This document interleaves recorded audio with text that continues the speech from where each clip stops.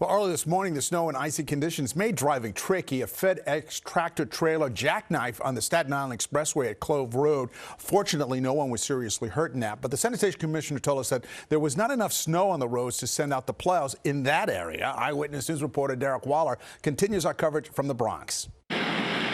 Class was in session this morning in Riverdale. Children bundled up outside the 242nd Street 1 train station. No snow day for the adults either. Workers shoveling sidewalks. And Annette D'Iorio was ready with her donuts and coffee. I think it was long overdue, so I'm glad, actually. I cleaned my car off early, so we're good to go. And here outside Van Cortlandt Park in the Bronx, a picturesque winter landscape this morning, something we haven't seen in quite some time.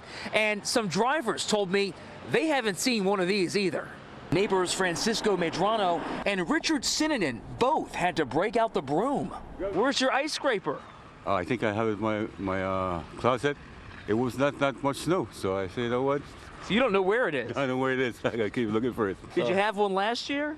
Yes. What happened to it? Well, since haven't been too much snow, so just throw it away. This man cleared his windshield with his hands. But you know who was ready? The sanitation department, with 700 salt spreaders out all night and into the morning. We threw a lot of salt last night. We salted virtually every street in the city overnight.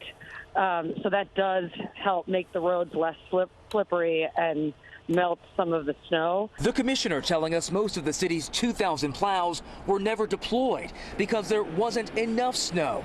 But for people enjoying the park this morning, this brief taste of winter was just enough.